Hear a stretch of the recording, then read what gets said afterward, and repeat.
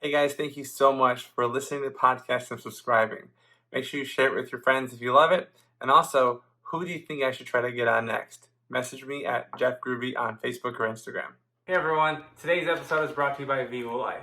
Now we all know how important protein is to maintain an optimal diet. And me, I'm a busy dad of two little kids, and as much as I want to get all of my nutrients from Whole Foods, sometimes I just can't manage to make that happen. And I absolutely need the best quality foods so I can recover from my workouts and sustain my energy so I can show up and be the dad that I want to be. And that's why over the years, I was on a quest to find the healthiest and cleanest protein powder that I can use after my workouts. So what I do is I mix a scoop of Vivo Life Perform in with my post-workout recovery meal, which is oatmeal, blueberries, flaxseed, and it tastes amazing. I love it. So not only does Vivo meet the criteria I need, it also is environmentally friendly as well. It's 100% plant-based protein, and the flavor is extremely smooth compared to other protein powders I've tried out there. Part of the reason is they use fermented protein, which is the healthiest protein that you can have for your digestive system, especially mine. On top of that, it has amazing ingredients like turmeric, ginger,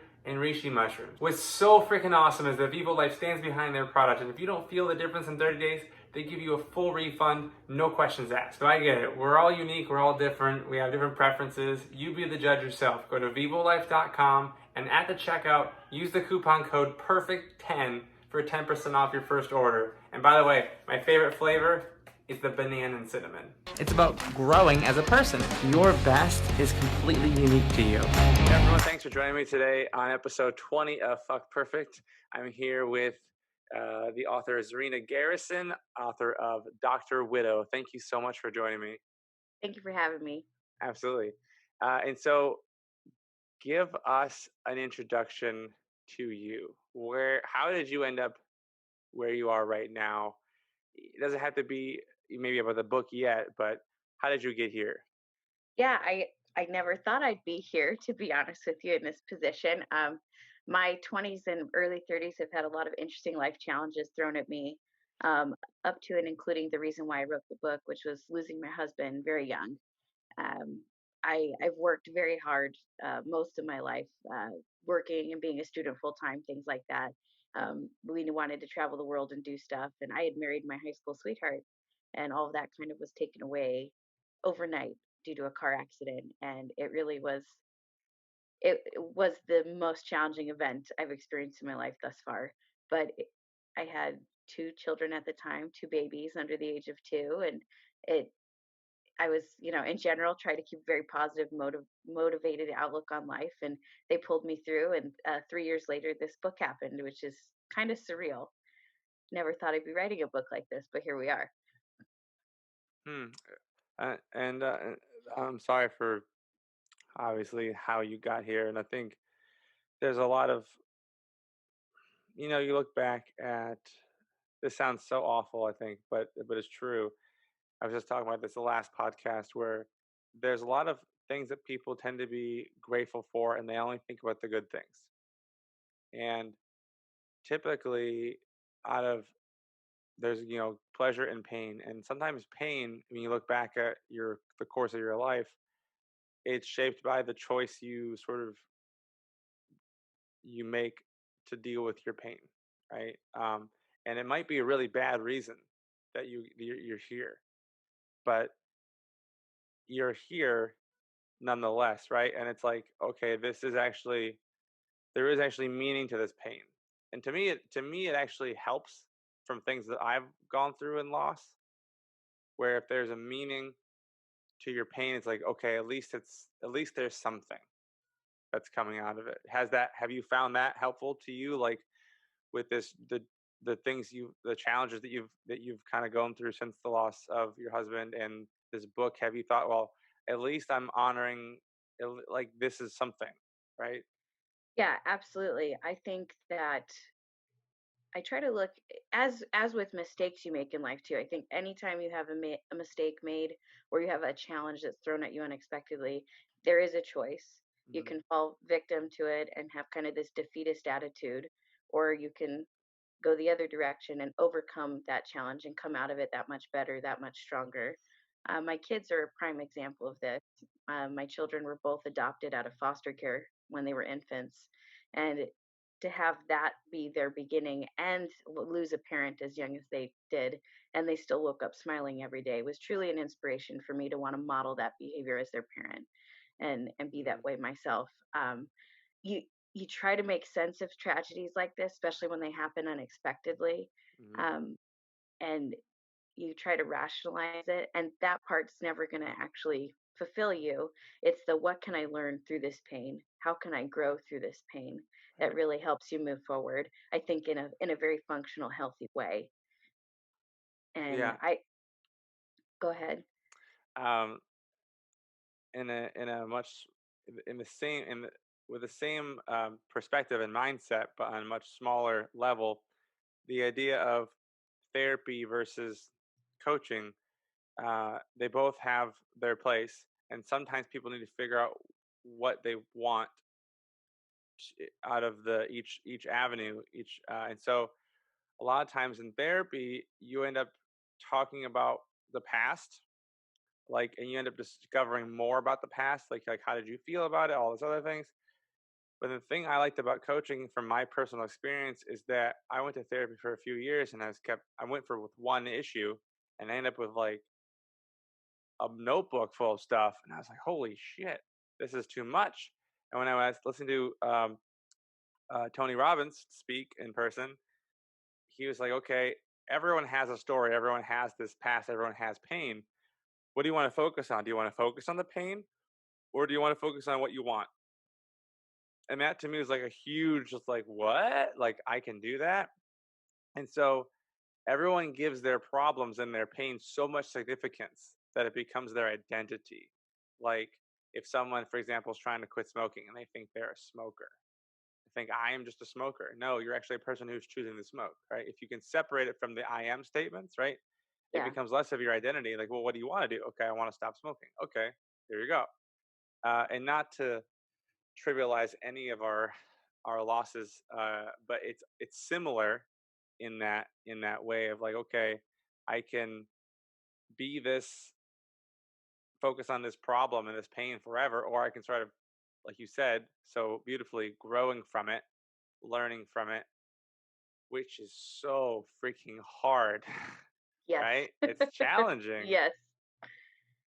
Yeah. And you know, it going back to your statement about therapy and coaching as well, people grieve differently, and I talk Mhm. about this a lot in the book. Working through that type of hardship is a Mhm. unique and individual experience. Some people benefit a lot more from the therapeutic route and focusing on the past initially, and some people right out the gate, similar to me, are like more on the coaching side. What do I need to do to get what I want for me and my kids going forward? Right. What steps do I need to take?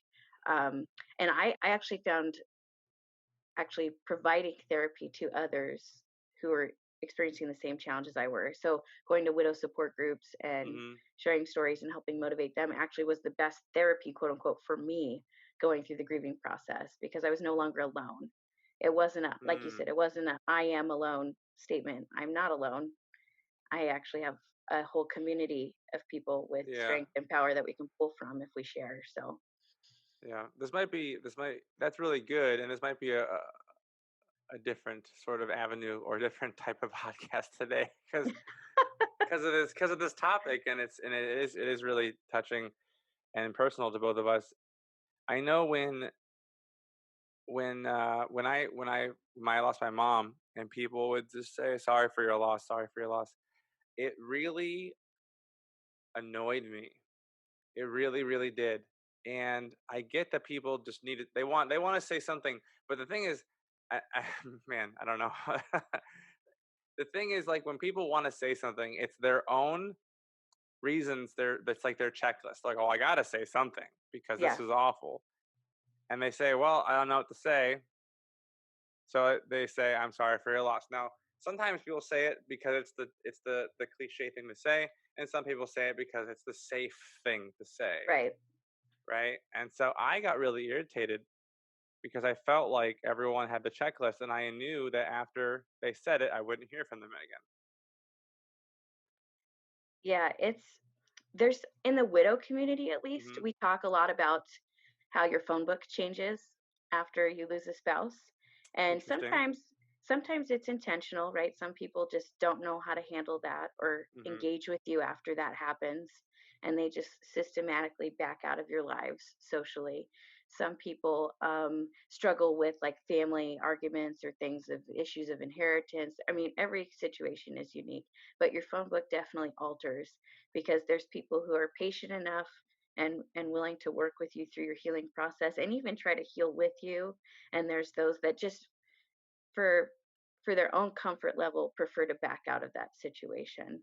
And that's a hard thing for people Yeah. that are grieving to struggle with. It's very frustrating, it is very annoying, but that's why it's kind of nice to find comrades in arms, so to speak, too, Sure. Sure. and share those in a safe space. I'm a big fan of social media support groups because that's where the last 3 years I've gotten most of my personal help and growth from, is Hmm. sharing with people through social media who maybe geographically we would have never been able to touch base before, but now thanks to things like Facebook, we can touch base in an instant. So Yeah. Yeah, I know.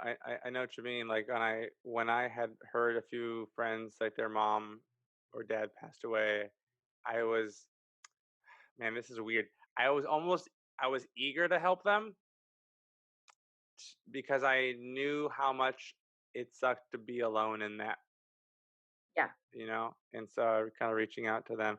I even had someone say, and it was really weird. I think I handled, so obviously the initial loss of my mom was just absolutely terrible for the first week, and then just trying to get through it. It had like comes and goes in massive waves, and now the waves will be still there but less intense. And so, but anyways, the I had someone's. I was doing pretty good. I felt like after the week I was surprised at how good I was coping with this because of what I was reading and the support that I had, or the at least the information I had. Someone said, "You don't really act like someone's whose mom passed away," and and I'm hypersensitive to the word "should." right.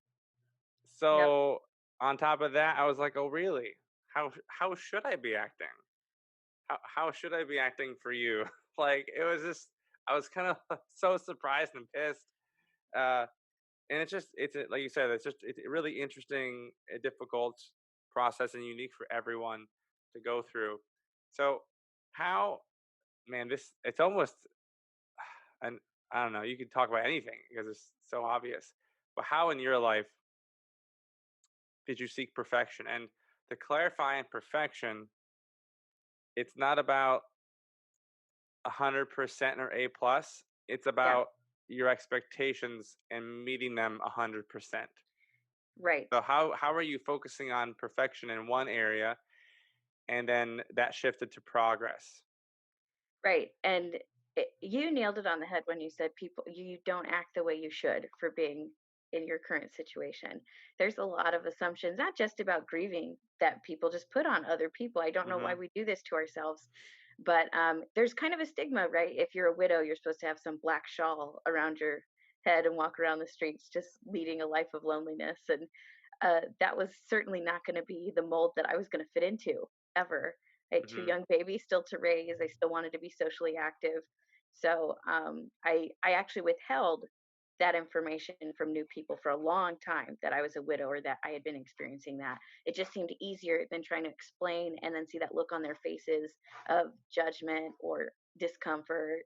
Oh, Um, sure, right? yeah, so there was a huge, probably for the first 18 months after I lost my husband, where I just pretended he just wasn't around. It's easier to be a single parent than a sole parent, right? So um, that was more palatable to the masses, so to speak, than just being like, no, this is who I am. And for me, seeking perfection, I put so much pressure on myself that first year and a half too. I'm the only parent these kids have left. I've got to be the best mom out there. They got to get their 3 square meal. Uh, the house has got to be spotless. It, there was so much unnecessary pressure I put on myself. And at some point, I had that light bulb go off that there was a massive difference between perfection and wellness, or perfection and happiness. And what Mhm. what was going to be happiness and wellness for me and my kids, and what our new normal was going to look like, wasn't what the Stepford wife scenario was that I had built up in my head for it to be. So Right. yeah, there's a story I mentioned in the book about me grocery shopping about a month after my husband had died, and my kids they were teething, they were really fussy. I was just trying to get all of my strength together to push that cart through the store one step at a time. And Hmm. so I gave them like marshmallows to eat while we were grocery shopping. They loved it. It's something soft they could chew on for their teeth, and it kept them happy and me sane. And I got that mom judgment from another mom pushing her kid in a shopping cart down the same aisle. And I I I was enraged at the way she was looking at me, but I had, that little voice inside me is like, come on now. She doesn't know your situation. She doesn't know your business.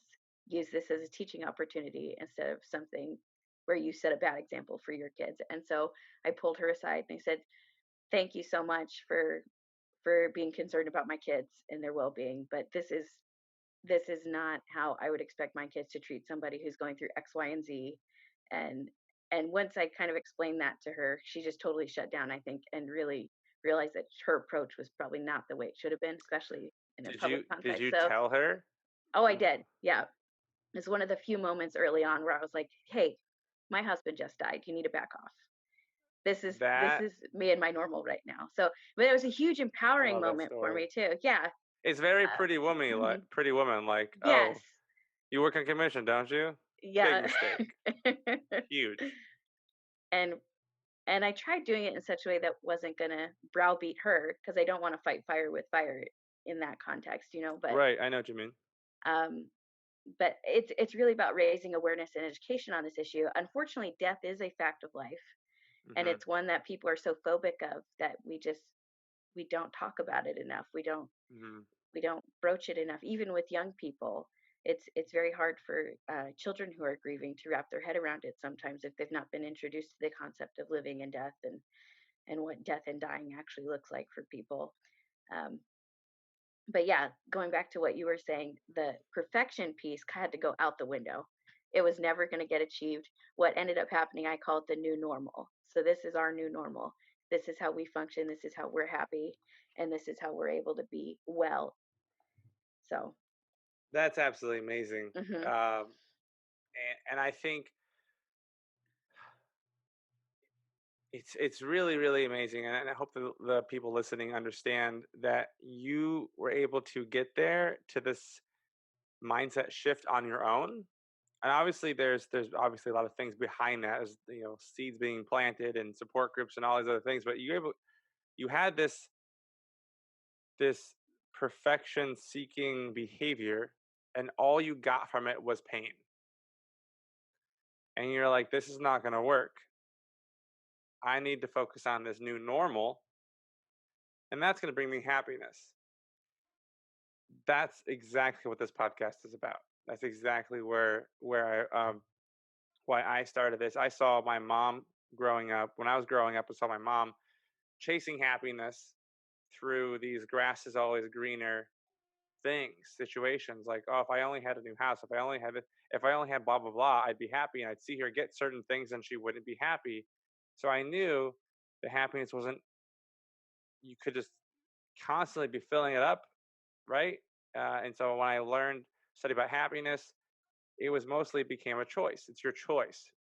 You have these awful or great experiences, but it's your choice to be happy first, because no one's going to make you happy. right. I know sometimes my wife and I get into conversations about that when she's like something about like, you're not making me happy right now. Like, well, I'm like, well, that's true. I'm not able to do that. so so like, yeah, you choose yourself to be happy and your perspective of what you have the situation. I know that recently I was really bummed about having as a fitness instructor, the loss of income from the recent events. And I was thinking, okay, this is bad. And it was the first time in my life I was able to think, but what can I focus on that's good? And my body was like, no, you want to be angry, Jeff, get angry. And I was like, no, I don't. I can feel that. I was like, but I don't need to be. So I kind of, there's these benefits like, hey, I get to spend, there's more time at home, there's more time with the kids, there's more bonding. I see I see neighbors that have never talked to each other before, like shouting or talking across their driveways. They've Yeah. never talked before. That's cool, you know. And so I don't know where I was going with that, but the idea of like see my mom chase this happiness on the grass is always greener. Then when she had cancer, the health side of things kind of dropped, and I realized that after many years there was a connection between both as well. Um, my uncle, great uncle Wayne, who had lung cancer, was given under a 10% chance of survival, and his health. This was wild to me. I have to tell you, Doctor Z. Uh, this is wild to me that his nutrition and health and exercise and every he's on hospice. He was in hospice. He was just eating ho hos and Twinkies and soda and nothing. I don't think a vegetable, nothing. Just terrible diet. But he was still defying these odds, and it really blew my mind about the mindset and his happiness. He's like, I'm not ready to go. I'm not going anywhere. And the cancer was shrinking. He went into remission, uh, and just just with his mindset, just with his I like crap. So I'm thinking in my head now, 51% of our health has to be related to our mindset and our beliefs and our happiness, the language we talk inside of our head, right? What we say to ourselves. To say, "Oh man, I fucked up. I ate too much food today. I'm just gonna always be this way," and Right. that kind of stuff. It's 51% or more of our health, and then the actual other things we do, say diet and exercise, might be 49% or less, right? So to me, that was just really huge. And there's this book, The Happiness Advantage by Sean Acor, who talks about, it's a really small book, all these benefits and the study of happiness that he does at Harvard. And one of the things they had a group of men in their 70s get tested by these doctors, like blood tests and all these other metrics for their health. They said, we want you to act like you did in your 50s. So they put them on a retreat, and they supplied the retreat with things that were current events in their 50s, like the TV channels, the newspapers, and all these things. And they were doing things after the time period, which I think was a month or 3 months, something like this. All of the guys, all of them were tested again by the doctors for their like their the metrics and the statistics that they were testing, had gone back to what they were when they were in their 50s. And Wow. Wow. it's just the belief. And everyone was like, okay, we're going to play along with this, we're going to do our best to believe this. And because they did that, they reversed back, went back to when they were 50s. That's Yeah. fucking crazy, and it's so awesome, right? Well, I mean, I think it is amazing. And the way we have gone to an increased emphasis in research and in practice on like cognitive health and Mhm. mental wellness, and that I think is an excellent trend because that's a piece of the health and fitness puzzle that we haven't really fit entirely in yet. Mhm. Um, and there also is something that can't be measured, which is just the power of the human spirit and somebody's just personal drive and will to do something or believe something or accomplish something. And those things are so powerful. Those are the things that got me through in the darkest times. Even before I lost my husband, I've dealt with death and tragedy in the past. My husband and I, prior to his accident, actually had 4 children who have passed away through miscarriage or other such things. And so by the time I was 30, I had buried 4 children and a husband. And you you think about that Wow. in today's modern age. I mean, that's stuff that happens in the medieval times, not now when we've got modern medicine and all Mhm. these things at our disposal. How could this be happening to me? And you make a choice, right?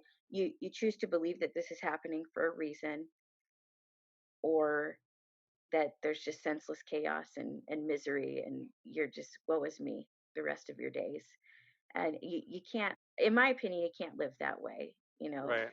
Life and the joys of life as an experience doesn't happen in a vacuum or in a bubble. We are inherently a social species. We have to engage, we have to be out there doing things. And that has in it of itself a need to have faith in ourselves and self-confidence and self-value and worth, because if we don't have those things we cannot engage outwardly after Yeah, that. and So yeah. very current events today where we don't Hmm. really have that social connection. I talk about this a Yeah. lot, how in today's society, not just like today in the thing we're dealing with, but we have never been more connected than we are today without the depth of real connection. We have all these like, "Oh, I'm connected to you on LinkedIn and Facebook and Instagram. Are you following me on Twitter?" And then it's just like, yeah, but what does that mean? Like how when you have a friend that you've met in person, right? And you're still friends, you interact with them more. Maybe if they're local, you hang out, like you see them all the time. Right. And I remember back in college, in those days where it's like, okay, I'm gonna go to your house. We're gonna go hang out. We're gonna go do stuff. It's not like you really stayed home and texting wasn't a real thing back then. Right.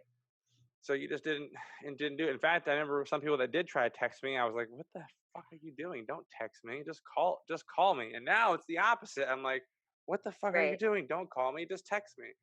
You know, Right. um, people Yeah. value. The thing you think about this, where I didn't want to look at my phone. I didn't want to really engage in texting because it was harder and you had to press all these buttons to get a word, and it was just so complicated to say have a conversation. And these days, we're less concerned with the actual conversation and we want to know what's the reason you need to talk to me, Right. right? Yeah. It's so weird that technology has put us, it's a tool, right? And the tool can be good, it could be bad. So, Right. And technology's always been paradoxical in that sense. Like mhm. it brings us closer together, but somehow it drives us apart at the same time.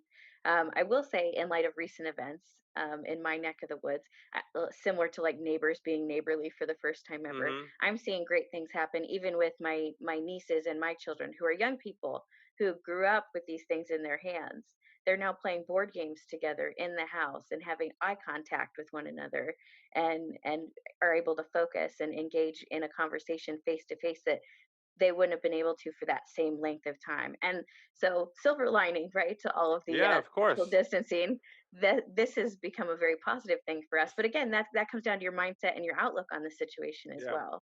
So, absolutely. Yeah, yeah. we've been doing, well, we do a lot of board games and reading, and but we've kind of fallen ourselves into a little bit more technology. But we were recently invited to do, join Facebook's, kids messenger, and I was like, no, that's not for me. That's not for me because I mean, as a marketing person in general, I'm like, okay, I know why it exists. It's and not to get totally sidetracked, but it exists because youth right now will go towards uh, Snapchat, Instagram stories, TikTok, things like that. So Facebook needs to figure out a way to get them early, just like Coca-Cola got kids early. So if they make this amazing product that parents seem to like love, like, oh, I can watch all the things the kids do. They can. The whole idea is that the kids now associate Facebook Messenger with social media, so that when they grow up, they're not going off of Facebook, right? That's the whole reason that they're there, and obviously using the kids' data and text messages and stuff like that. So I'm like, no, no, no, no, that we're gonna pass on that one. If you want to FaceTime, that's different. We can FaceTime and Skype. No kid messengers. So what? So maybe in your health, that's usually what I ask next because this podcast is just all over the place, and I love it. I love the if I just love the conversations of the podcast. I really, really do. They're the best thing ever.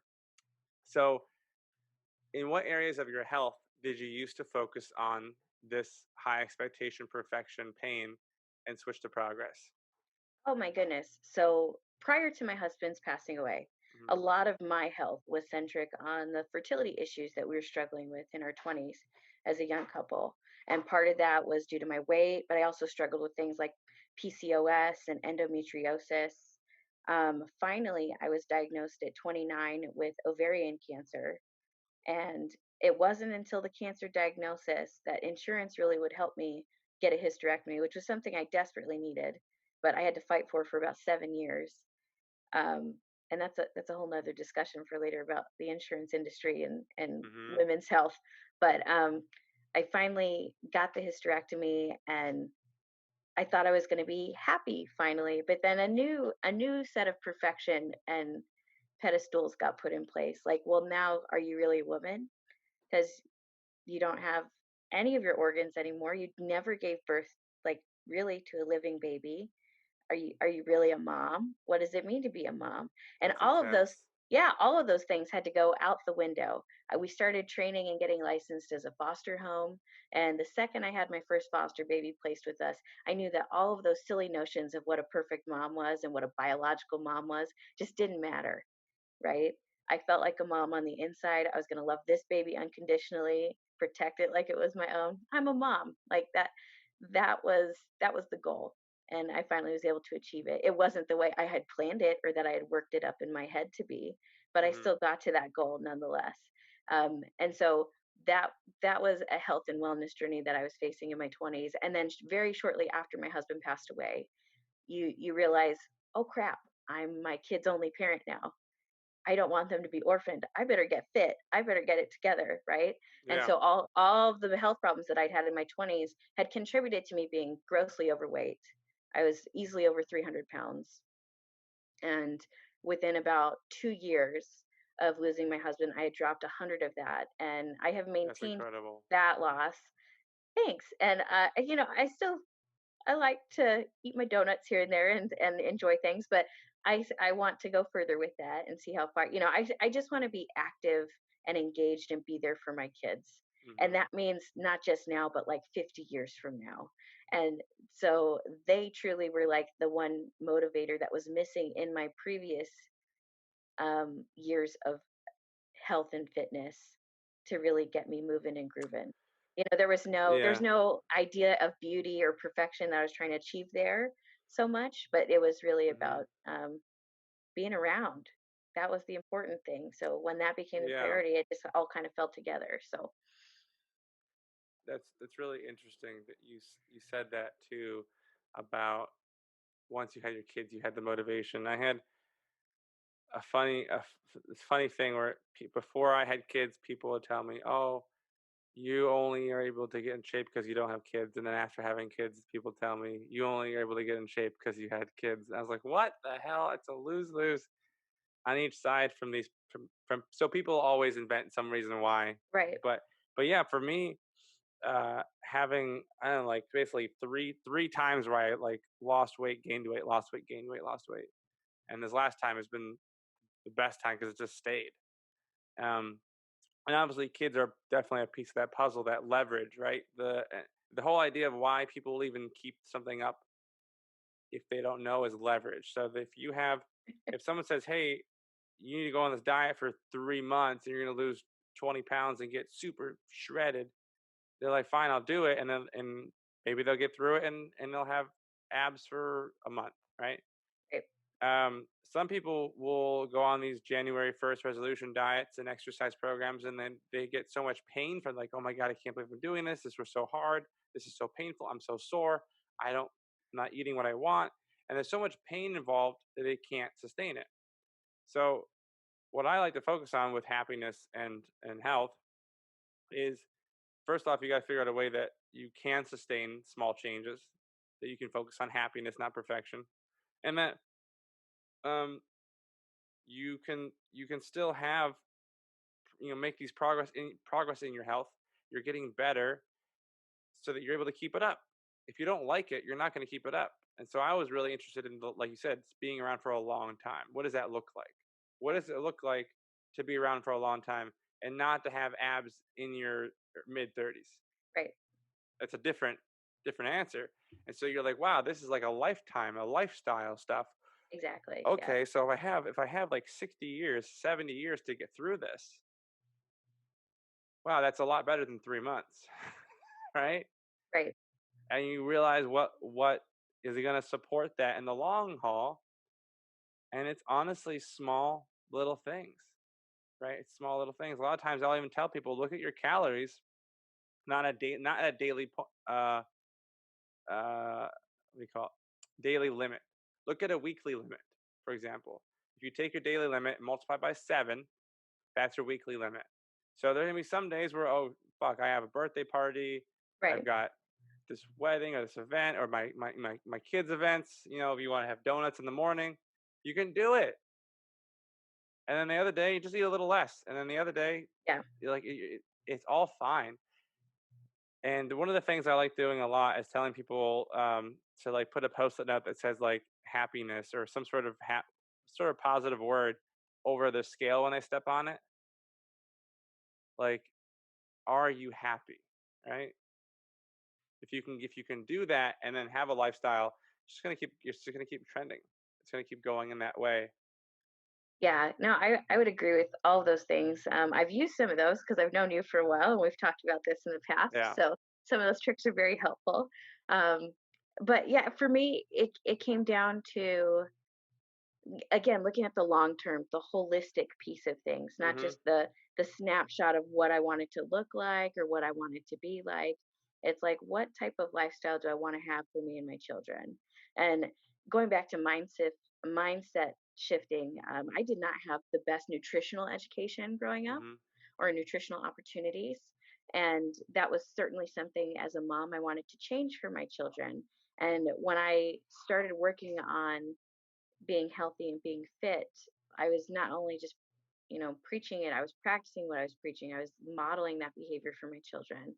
And that is such a rewarding thing to see, like the life through your kids' eyes. Um, Mhm. and watch it just be something that they accept and connect with right away. Um, that to me, if we're going to talk about perfection, that is perfection right there. Looking at how kids look at their parents through their eyes. They don't judge us for if we had a donut that day or if we had a rough day. Um, but we put this meaningless set of rules and pressure on ourselves all the time. Mhm. And I talk a little bit about in the book. The book is divided into the 5 stages of grief. So you have denial, bargaining, anger, depression, and acceptance. And Yeah. the last few chapters are about accepting oneself and not discouraging oneself. For example, if we didn't stick to our calorie count for that day or that week. Life does happen, Right. and it's about how we do the bounce back when it does. That so Absolutely. And I think yeah, what I was talking about on the first podcast I had was instead of seeking, and this kind of like totally f's up the whole podcast premise if people don't think about it. If they do think about it, but perfection, we can have perfection. It's not about fuck perfect. When you accept that you are perfect, like there's nothing. Basically, what that means is there's nothing like inside intrinsically wrong with you. Stop seeking perfection. right, Accept who you are because you are who you are. It's fine. It doesn't mean you can't grow. It doesn't mean you can't have goals and want to and be around for your kids and lose weight and all that stuff and right, be a better parent. It just means accept who you are. Stop seeking perfection outside of that, right? And it's really important because our kids can love us unconditionally without these rules right. and conditions. And then we have, just like sometimes people talk about when you answer a text or a phone call from a friend who's having a tough day because they ate a donut, you're supportive, but when you eat the donut you're just like the worst person ever, like "Mah," you look in the mirror and you're just like, you're just so critical, like, oh my god. I'll have this, for example, today we had made cinnamon rolls with the kids, and I had my breakfast, and I'm gonna have a bite of the cinnamon roll. It's like I'll have one bite, and I'm like, I shouldn't have one bite. You're probably not gonna want. You're gonna regret having this bite. And I take a bite, and I'm like, oh, that's really good. I'm gonna have a second bite. No, you gotta stop. Stop. Why can't you stop? Just stop putting them thing in your mouth. Well, I don't want to waste it. And then it's Right. like, and it's you have this like constant back and forth. And by the time I'm like, oh fuck, I'm just gonna finish the whole thing. Then you eat it, and you're like, shit, I shouldn't have eaten the whole thing. But it's just being okay with that, Right. it's that's good. So about your book, where can people find your book? My book is available we have our own website. It's Hmm. drwidow.com, Hmm. or it is available on Amazon and barnesandnoble.com as well. And it's sold in ebook form, paperback, and hardcover. Um, and we'll be probably going through Idaho and Arizona for author signing events in the next few months, depending Wow, on what our social distancing situation looks like. for sure. So very exciting though. It's a book I never thought I'd end up writing, and it has been one of the most rewarding things in terms of therapy for myself Hmm. I've ever done, just to kind of bear all on paper and see what hashes out. So, and I'd like to think it's not just for people who are grieving, but those who have loved ones who are, and people who just want to know a little bit more about this journey. Because unfortunately, like I said, death and dying happen every day, and we sometimes just don't talk about it enough. We get Right. really uncomfortable. So, Well, thank you so much for yeah, being on the podcast. I appreciate it.